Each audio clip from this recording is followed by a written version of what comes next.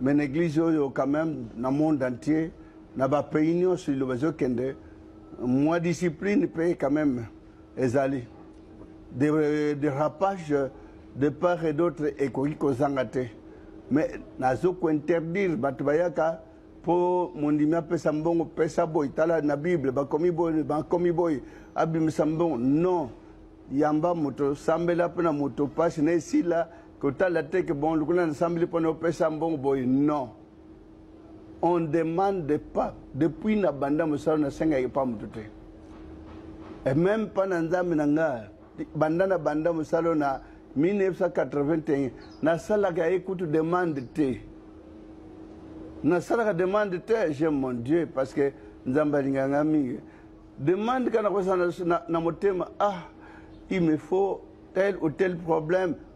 solution et yaka et où me la raté bato baza pemene nga ba monaka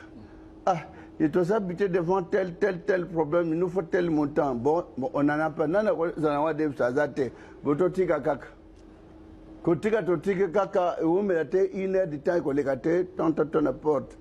na ye na mon prophète nana moi quelque chose oui montant to banoza na posta nango yango mutazo raconter na monoko naye mais na yebisi mutote na bengi munda téléphone te je souhaiterais que basali nyonso partout na monde entier ko benga mundi na téléphone te mundi mitindilanga mbongo boye banda kala na yebisa pe bandimi mpesa numéro mpesa na kozala kutu nangote